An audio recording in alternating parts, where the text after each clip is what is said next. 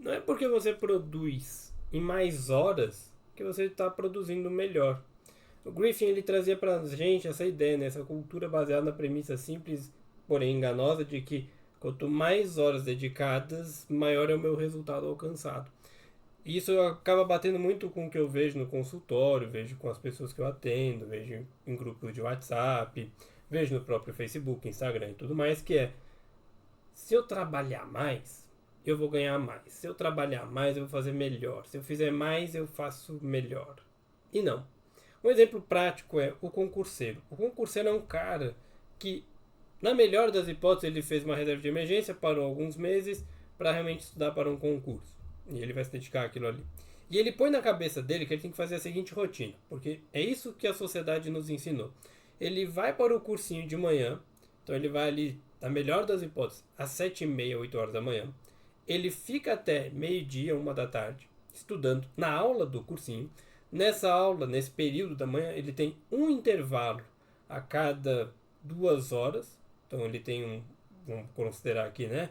De 8 até as 10 ele tem aula, 10 até umas 10h20, 10h30 ele tem um intervalo para poder parar um pouco, de 10h30 até meio-dia tem as duas outras aulas dele. Só que a maioria não descansa, obviamente. E aí o cara decide que ele vai continuar no cursinho. Então ele sai no almoço, almoça rápido, e ele almoça ouvindo aula, e ele continua o estudo dele, ele continua trabalhando ali, fazendo as coisas dele. Dentro desse processo ele vai, vamos botar aqui, de 1 da tarde, 1h30 da tarde, até o fim do dia, estudando. Até umas 6, 7 da noite. E aí, esse cara chega em casa cansado, porque já está na fadiga mental dele. E aí ele ainda vai rever mais um pouco. Esse cara vai passar no concurso? Não. Esse cara vai ter um burnout.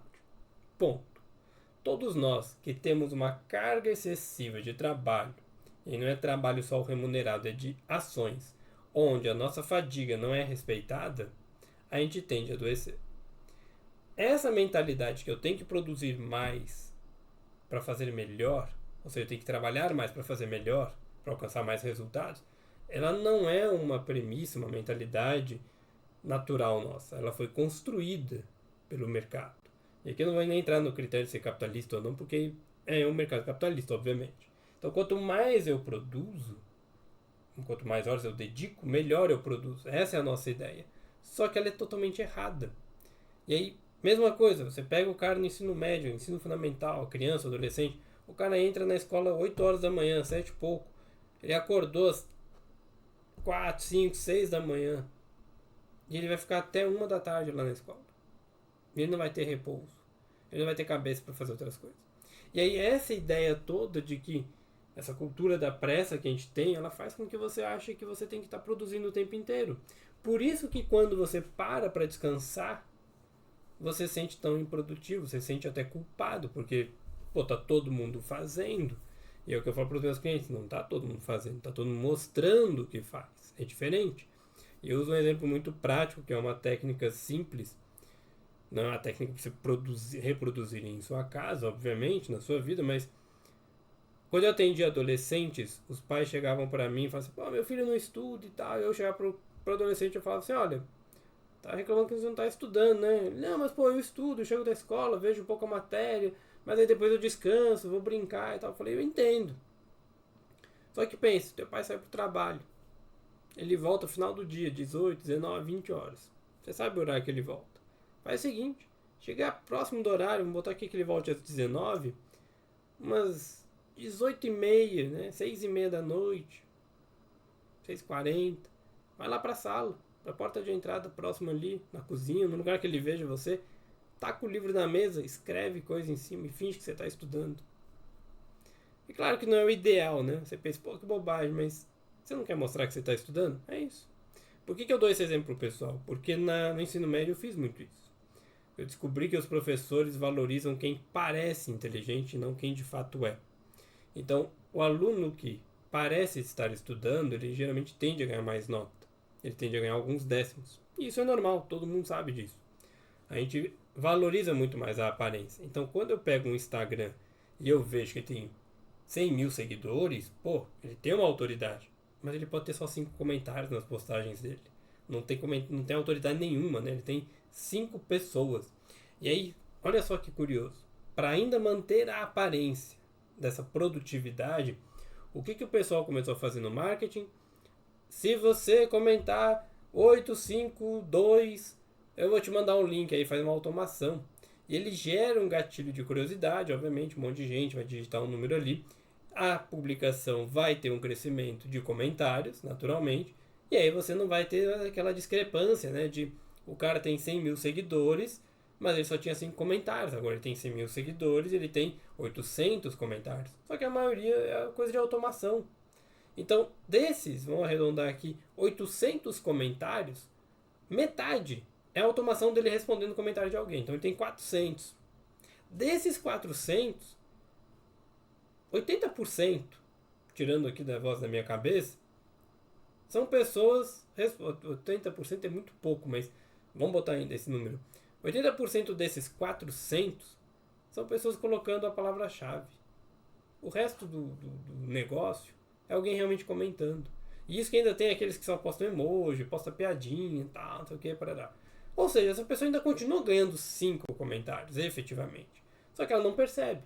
Porque a ideia dela é fazer você achar que ela está produzindo mais. E é isso que a gente ignora quando a gente fala de produtividade. Não é uma técnica que faz você produzir mais apenas. Mas é entender onde você se encontra nesse momento de vida, que a gente vai ver ao longo desse vídeo, e o que você prioriza, o que você está buscando. Porque a gente esquece que produtividade não é produzir mais, é produzir com qualidade. É a habilidade de produção. Você tem a parte de eficácia e de eficiência. Você pode produzir mais com péssima qualidade, que é o que acontece hoje com as IAs. Você pode produzir menos, mas com mais qualidade. É o que acontece com o atendimento humano muitas vezes. Ah, mas a IA consegue ser melhor. Em alguns aspectos sim, em outros não. Ela vai te dar muita informação errada também. Então a gente precisa começar a diferenciar um pouquinho disso.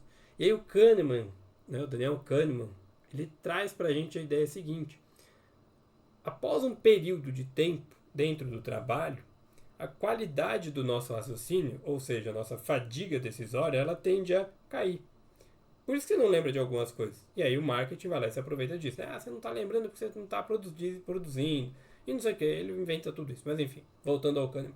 Então ele fala que a gente tem uma condição física mesmo, uma condição até nutricional em alguns aspectos, que é um fenômeno da fadiga decisória, ou fadiga mental, cognitiva, que é justamente aquilo que, a partir de longas jornadas, geralmente a partir de 1 hora até 1 hora e meia, você começa a ter um cansaço sobre aquilo. Então eles fazem com que a gente não produza tanto.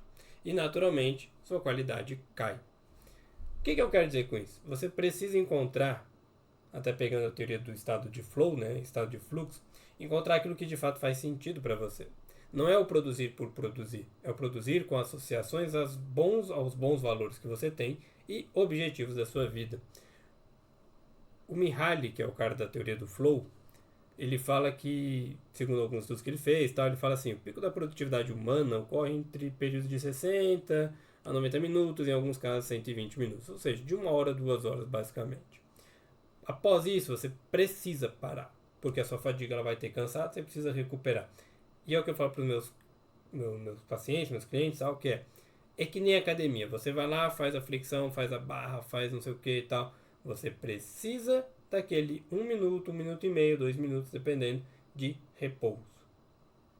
Por quê? O teu corpo ele vai se regenerar para ele poder fazer o processo de novo. A mente é a mesma coisa.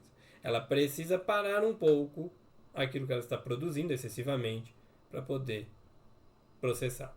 Só que o nosso problema nessa parada é que a gente fica olhando o computador, fica estudando para o computador ou o celular, e o nosso descanso não é fechar aqui e dar uma volta na rua, ou brincar, ou se divertir, ou coisa. Não, o nosso descanso é trocar a tela. Eu saio de uma leitura e vou para um TikTok. Eu saio de uma videoaula e vou para o Instagram. Então eu ainda continuo fazendo o mesmo tipo de atividade. E a fadiga mental ela vai só crescendo, vai se desenvolvendo cada vez mais. Então a gente precisa entender que todos esses elementos, a fadiga mental, o estilo de vida que a gente leva, essa cultura da pressa que a gente tem de que acha de achar que vou trabalhar mais, vou ter mais resultado, vou produzir mais, vou conseguir melhores resultados e por aí vai. Tudo isso vai levar você para um burnout. O que é o burnout? Resumidamente, é quando você tem um desgaste físico e emocional atrelado ao trabalho. Ele é uma exaustão emocional. Você tem ali uma redução da sua eficácia de produção, obviamente, e aí você começa a entender que não é só a associação que você faz ao trabalho, mas é de fato como este trabalho é executado. Não é à toa que o Cal Newport, lá em 2016, ele traz para a gente a ideia de trabalho profundo, né? O Deep Focus, Deep Work, por aí vai, que é, através de vários estudos, você precisa cultivar um trabalho mais intencional e mais profundo. Quando você tira um bloco de hora para fazer aquela atividade, fica mais fácil. Porque agora você respeita aquele momento, descansa e depois você volta. É a mesma coisa com o estudo. O estudo na escola brasileira, não vou entrar em termos metodológicos, mas só para você entender, ele funciona mais ou menos similar a isso. Você tem um período de 2, 3 aulas na manhã ou no início da tarde, um descanso de meia hora e depois mais 2 ou 3 aulas, dependendo da escola. Esse período de descanso, o problema dele é que a gente não descansa. Porque a gente está ainda na algazarra do ambiente. Então você não descansa a sua cabeça. E quando você volta para a aula, você não está revisando o que você acabou de aprender, que seria o ideal. Você está pegando conteúdos novos. Então você tem 5 matérias na parte da manhã, por exemplo. Você tem os 2 primeiros horários, um repouso, mais 3 horários.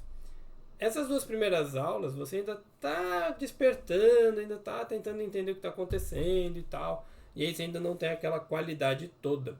Mas quando você volta do intervalo, que era para você rever um pouco a matéria, você não consegue, porque são matérias diferentes. Então são 2, 3 matérias diferentes.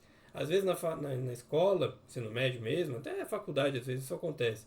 Menos frequente, mas acontece. Você tem 5 aulas totalmente diferentes, que não se conectam entre si de fato.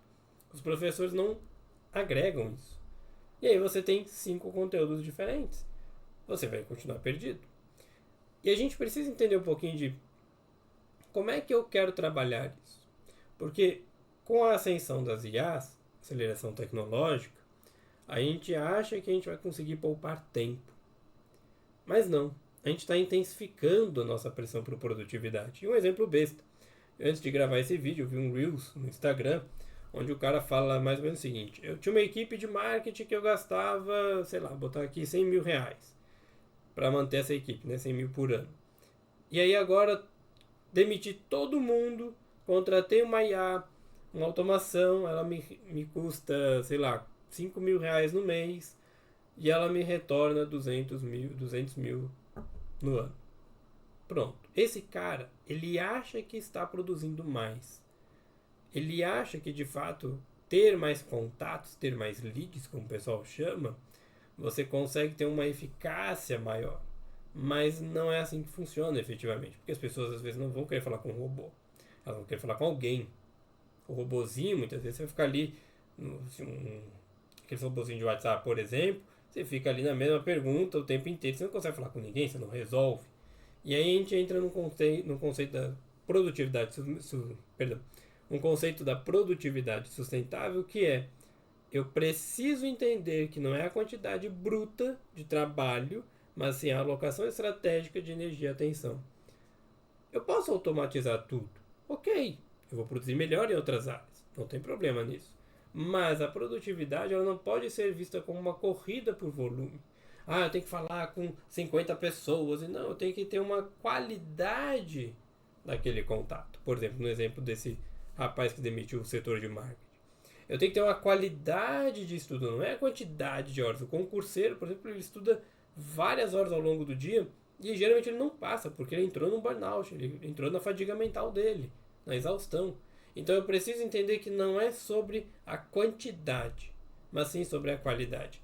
E um autor que fala muito disso é o Ali Abdaal, que ele fala sobre o livro dele, acho que a tradução é Produtividade do Bem, e ele fala muito sobre essa produtividade com alegria, que é você fazer as coisas com entusiasmo, você fazer as coisas como algo bom para você.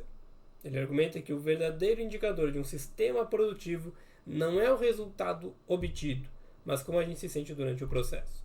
E é essa a ideia de como é que eu me sinto fazendo isso que gera associação negativas e positivas. Se eu não me sinto bem com o meu trabalho, se eu não me sinto valorizado, se o meu trabalho não faz sentido, não está agregando aos meus valores de vida, aos meus ideais, eu vou ter um burnout.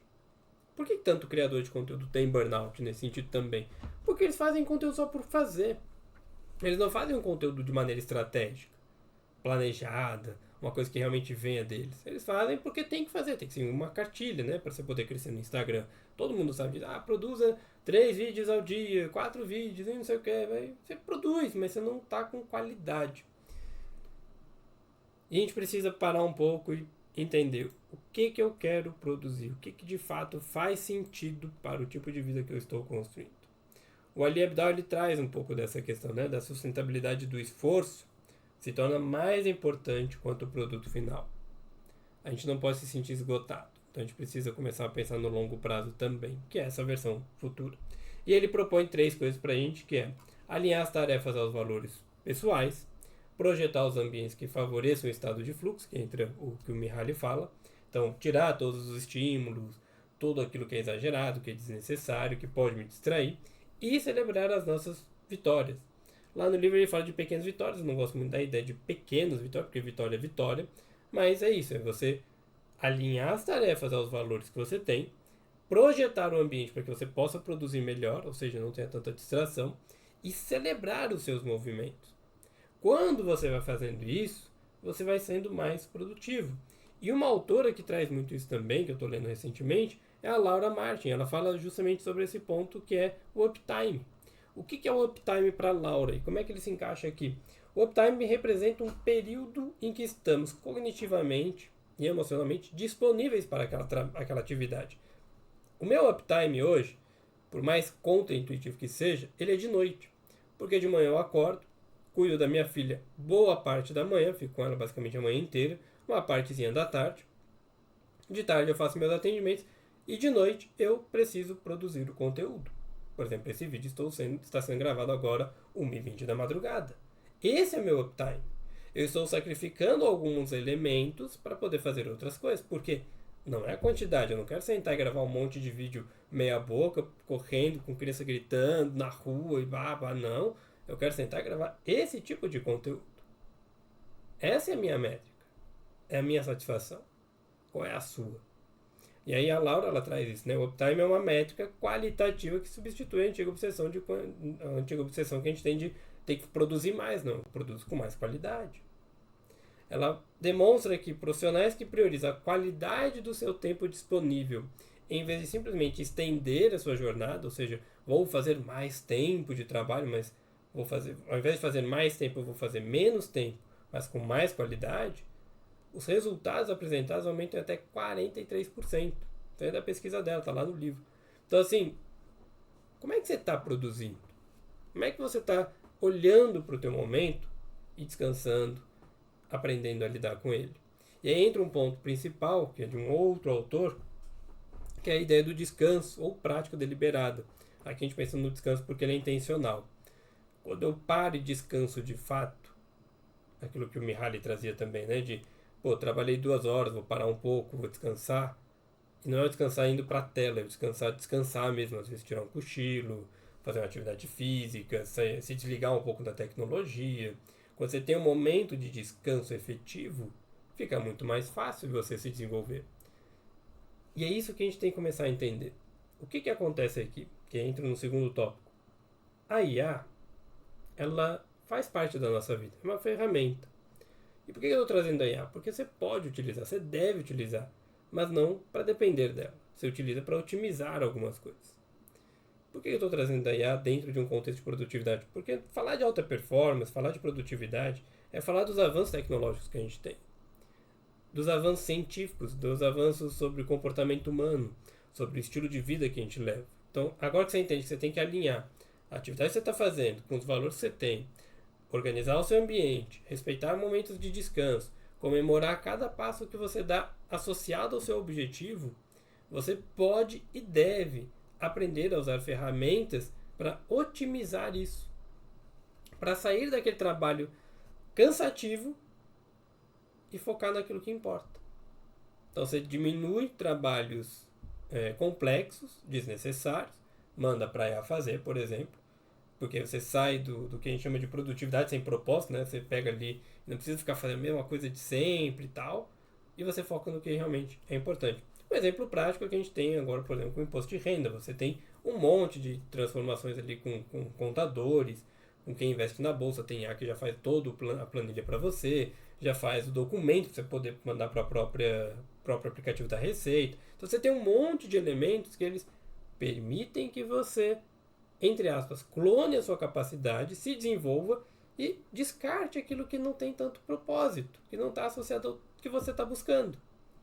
Quando você olha para o teu trabalho, eu vejo isso muito com alguns clientes, e eles vão automatizando partes do serviço, porque essas partes não fazem sentido você fazer, você pode deixar que o robô faz, é melhor. Porque aquilo que é importante para o trabalho se desenvolve mais. Ele cresce. E aí, de tudo que eu venho lendo na IA e tal, alguns autores defendem que o verdadeiro potencial da IA não é fazer mais apenas, mas criar um espaço mental e emocional para você trabalhar com o que realmente importa. E aí traz o que o Ali Abdaal nos fala, né? A produtividade do bem-estar. Você focar no que realmente é importante para você.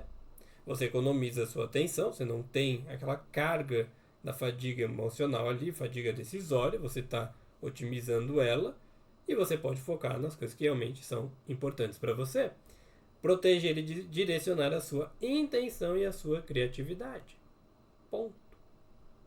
Um exemplo que eu dei hoje para um cliente meu, ele tem que fazer algumas sketches. E às vezes ele tem que pensar muito. Eu falei, cara, não fica pensando muito. Joga pra IA, joga umas 3 vezes, pede pra fazer uns 50 exemplos cada vez. Dá variações ali de contextos. E ela te dá um brainstorm de 150 ideias. Pô, mas aí não vai ter como fazer todo o processo. Não é pra você selecionar 150, é pra você olhar dentro das 150 aquilo que faz sentido ao que você está construindo. É muita burrice nossa achar que a IA vai substituir tudo, porque na verdade não é ela, né, que substitui. É alguém que constrói ela. É alguém que otimiza ela para o nosso trabalho. Então a gente precisa começar a olhar essas ferramentas, a IA e tudo mais, como um acompanhamento, um benefício. Porque realmente não é a IA que substitui você, mas é o aceleramento dela que fará você vencer tudo isso. É alguém que sabe utilizar, que tem fluência na IA, que vai substituir você. Eu sei que é jargão besta, mas é isso. É você olhar e entender o que eu preciso produzir, para onde eu quero me direcionar, como é que eu quero me desenvolver dentro do meu próprio mercado, dentro do meu estilo de vida. O Mike Koenigs, acho que esse é o nome dele, ele fala sobre essa questão da clonagem de capacidade, de talentos e tal. E ele tem uma frase que é: a IA não substitui o profissional, mas multiplica a sua capacidade em direções que antes exigiam mais demandas, né? Mais complexidade. E esse é o ponto. Quando você pega o carinha lá que eu falei que demitiu demitiu o setor inteiro de marketing, ele não está errado em fazer isso. Só que ele precisa entender que dentro dessa equipe que ele criou ali com a IA, é bom que ele tenha algum ser humano. Porque ele vai ter uma demanda para o ser humano. Então você pode ter um time dividido entre IA e seres humanos. Igual acontece no mercado. No mercado você tem o caixa de autoatendimento e você tem o caixa manual. Você vai no shopping, tem a mesma coisa. Algumas atividades você consegue otimizar, outras nem tanto. Um exemplo besta. Tem muito tempo que eu não vou no shopping ver filme e tudo mais, mas antigamente eu ia com a minha esposa e tal, a gente às vezes saía nas sessões mais da madrugada, tipo 10, 11 da noite, e tinha aquela fila de gente. E tinha 2, 3 caixas automáticos e um caixa com o ser humano. O caixa mais rápido era o ser humano, porque ele já sabe fazer todo o processo. As pessoas não sabem usar a máquina ainda efetivamente. Entende a lógica? Eu posso ter IA, mas não é porque eu tenho ela que todo mundo vai se beneficiar. Não é porque a IA veio que todo mundo vai ser substituído. Não, muita gente não sabe usar. Então a gente tem que olhar para a IA como uma inteligência aumentada e não como uma inteligência sozinha. Ela melhora aquilo que já existe. A verdadeira vantagem competitiva nesse sentido, em termos de produtividade, não reside na tecnologia isoladamente, mas na nossa capacidade de orquestrar tudo isso ao nosso favor, aos nossos objetivos. Quanto mais você souber fazer isso, mais fácil.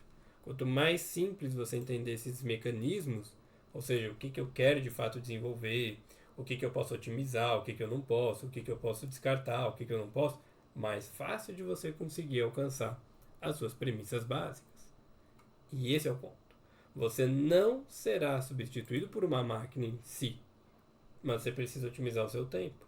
Você precisa organizar o seu tempo para você poder fazer as suas coisas dentro daquilo que você almeja, dentro daquilo que é importante para você. Fala, mas tá, e aí? Faço o quê? Como é que eu me desenvolvo? Nós, seres humanos, não funcionamos como máquinas programadas. Nós temos sistema de predição, temos algumas coisas, mas nós não temos como manter o mesmo desempenho o tempo inteiro.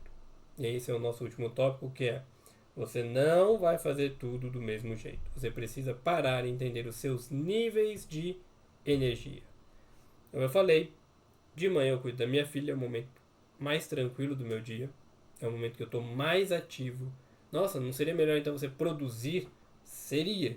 Mas o meu foco hoje é o quê? Cuidar da minha filha. Então eu gasto toda a minha energia cuidando dela. Ponto. Termino o cuidado dela, vou para os meus atendimentos. Final do dia eu faço a tarefa mais simples, que é sentar aqui e gravar. Porque ao longo do dia, dentro de uns períodos ali, alguns momentos, eu fui escrevendo, roteirizando, fui montando os textos que eu leio para vocês aqui, o que eu escrevo no meu Substack, o que eu faço no meu Instagram.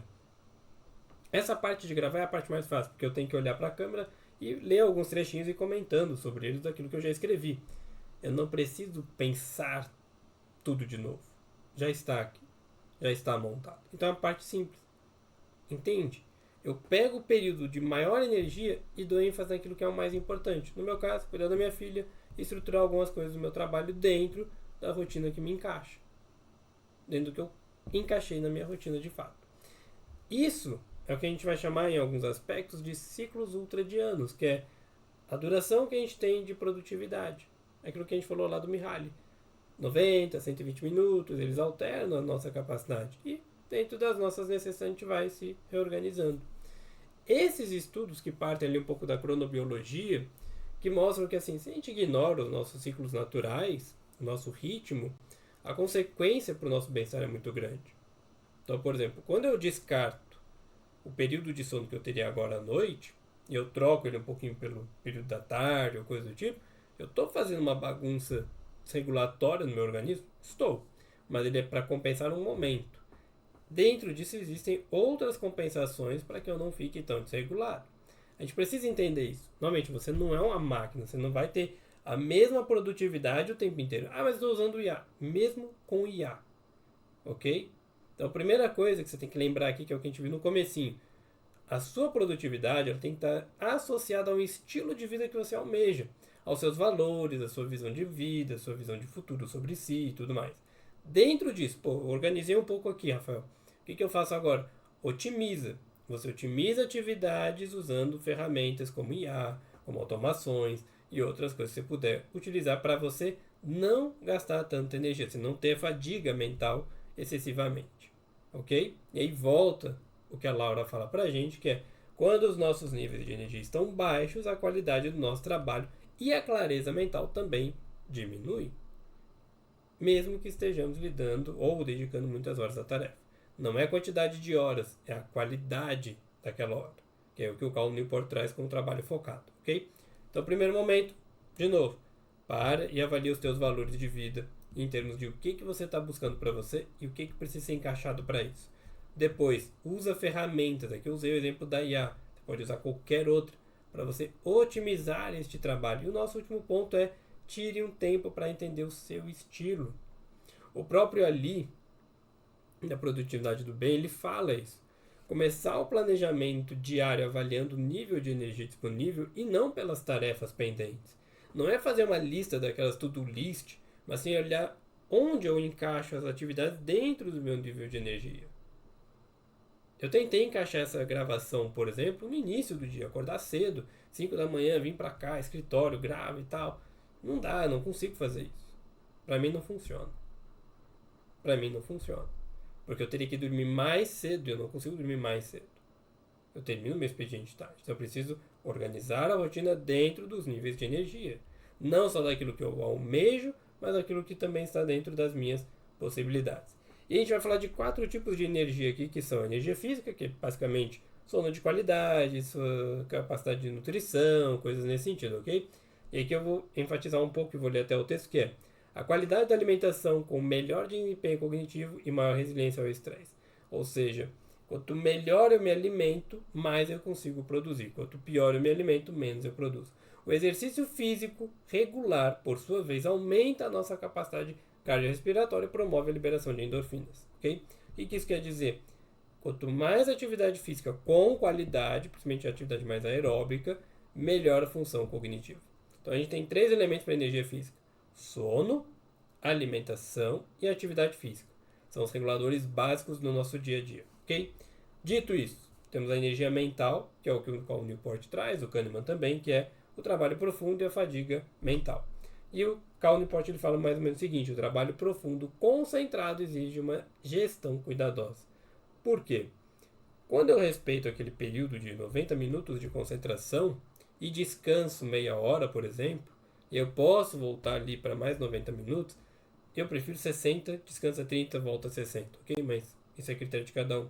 Quando você entende que passou de um tempo, você vai ter cansaço, pare, descanse, depois você volta. Melhor do que você ficar forçando o sistema o tempo inteiro, ok?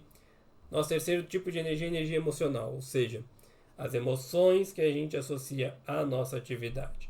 A emoção, aqui só para ficar didático, porque isso é uma coisa que acontece de maneira muito rápida e quase que automática em todo mundo, você vai ter um pensamento, esse pensamento gera emoção, emoção gera pensamento, você tem a parte nutricional do seu organismo, você tem o comportamento em si. Então você tem emoções positivas, expandem o nosso repertório de pensamentos e ações positivas, enquanto estados emocionais negativos os restringem.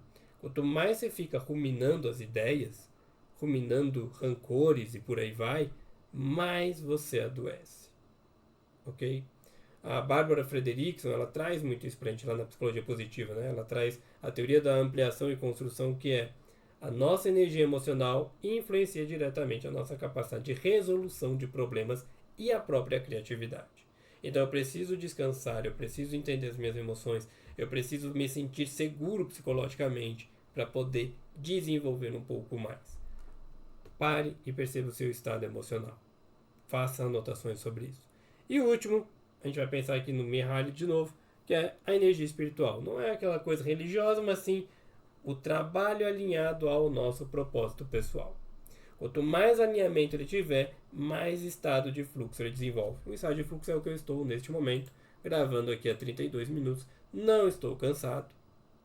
Assim, cansado de falar, cansado de explicar. Estou cansado de sono, coisa do tipo normal, mas minha mente ela continua ativa. Eu poderia continuar me desenvolvendo. Ontem é a mesma coisa, quando eu vou jogar videogame, eu entro num estado de flow, num estado de fluxo. Está alinhado a um propósito pessoal, às vezes terminar o jogo, conquistar uma batalha, fazer um achievement, né? Alguma coisa nesse sentido. A energia espiritual ela é isso. É uma energia ligada ao seu propósito. O que é o propósito, Rafael? Sem muitas firulas, sem muitos aprofundamentos, propósito é aquilo que você decide fazer dentro da sua vida, alinhado aos seus valores. Ok? Dito isso, a gente precisa entender que as nossas rotinas elas precisam ser mais simplificadas. A implementação dos trabalhos, dos intervalos estratégicos, né, a cada 90 minutos e tal, permite que o trabalho tenha mais sustentabilidade. Dito isso, se a gente pegar até o próprio Milagre da Manhã, que não é um livro que eu gosto tanto, mas ele traz algumas ideias, que é a rotina matinal que incorpora exercícios simples como meditação, visualização, atividade física, elas preparam seu corpo e a sua mente para o dia. Claro que você não pode ficar 5 horas naquela atividade toda lá que o livro sugere, tá? Aquilo ali é meia hora, 1 hora no máximo, acabou. Você parar e planejar o seu dia, não com base no que você quer fazer apenas, mas naquilo que faz sentido para a visão futura que você está construindo, é o que permite você se desenvolver. Até o James Clear ele fala um pouco disso, que é a questão da organização de ambientes e tudo mais. O James Clear vai falar o seguinte, que as modificações do ambiente, como remover tentações visuais, o preparar previamente o espaço de trabalho, elas reduzem significativamente os atritos que a gente tem nas tomadas de decisões. Então, por exemplo, aqui estão os videogames, aqui está o videogame e televisão, eles estão fora do meu alcance efetivo. Estou olhando para a tela, gravando. Se tivesse aqui a tela do videogame em cima ou aqui na minha frente, seria uma fonte de distração que faria com que eu teria um desgaste mental também. Então eu preciso tirar as distrações. Por isso que o minimalismo, nesse sentido, ele encaixa muito bem para a alta produtividade, ok? Não alta performance em si. E dentro disso, só para a gente finalizar, a gente vai pensar nos blocos de tempo. Vai associar o que o Cal Newport traz como trabalho focado, que é tira 1 hora por dia para fazer aquela atividade. Quanto mais você protege esse bloco de hora importante para você, associando o seu alto nível de energia a uma atividade mais importante ou mais complexa nesse sentido, ela permite que você consiga se desenvolver, ok? A eficácia não se mede pelo número de tarefas que você está fazendo apenas, mas pelo impacto que elas têm dentro das suas prioridades, dentro do que você almeja. Um outro autor, Brown, fala a mesma coisa. Ele acrescenta que o descanso estratégico, aquilo que a gente falou, né, o descanso deliberado, ele não é o oposto à produtividade, ele é justamente um componente essencial. Então, parar, descansar, repousar, fazer outras atividades, fazer as coisas com mais intencionalidade é o que permite você ter uma vida melhor. É o que permite você não só olhar a quantidade de horas disponíveis, mas sim a qualidade que você tem. Porque não é a quantidade de horas, é a qualidade delas. Não é a quantidade de energia que eu tenho, mas a qualidade dela. Quando eu paro para entender tudo isso, e eu começo a estabelecer a clareza, as prioridades, tiro os ruídos, tiro os excessos, tudo fica mais fácil, tudo fica melhor. É muito complicado você trabalhar num lugar onde a sua cabeça não para, onde ela está sempre tentando resolver pepino. E é por isso que muita gente não consegue resolver as coisas. O meu próximo vídeo ele vai ser sobre a execução dessas atividades, só que quando a gente não consegue fazer pra gente, a gente faz só pros outros. E aí eu vou associar essa questão da clareza e das prioridades. Então, o próximo vídeo ele vai depender um pouco desse. Isso aqui eu quero que você entenda, como eu falei. Tira um tempo, estabelece o tipo de vida que você quer ter, o tipo de versão futura que você quer ser para você. Dentro dessa versão, construa seus blocos de horas, seus blocos de tempo, para encaixar as atividades importantes para chegar nesse objetivo.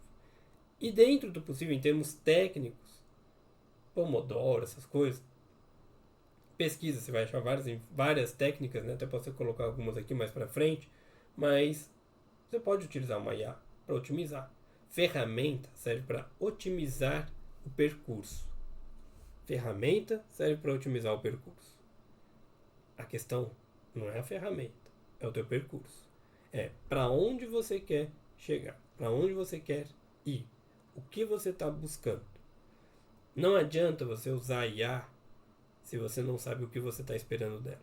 Não adianta eu te dar um mega computador super potente para você mexer com design se você não sabe o que você quer fazer com design. Ah, mas eu posso me virar? Pode, mas não adianta. Um exemplo besta. Não adianta eu dar munição infinita para um cara num jogo se ele não sabe atirar no jogo. Ele vai morrer do mesmo jeito. Não é a ferramenta que determina a sua qualidade. É a clareza dos seus pensamentos, a clareza do seu direcionamento. A ferramenta, ela amplia as coisas ao seu redor e algumas internamente. Ela pode ampliar coisas boas ou coisas ruins. O resto é com você.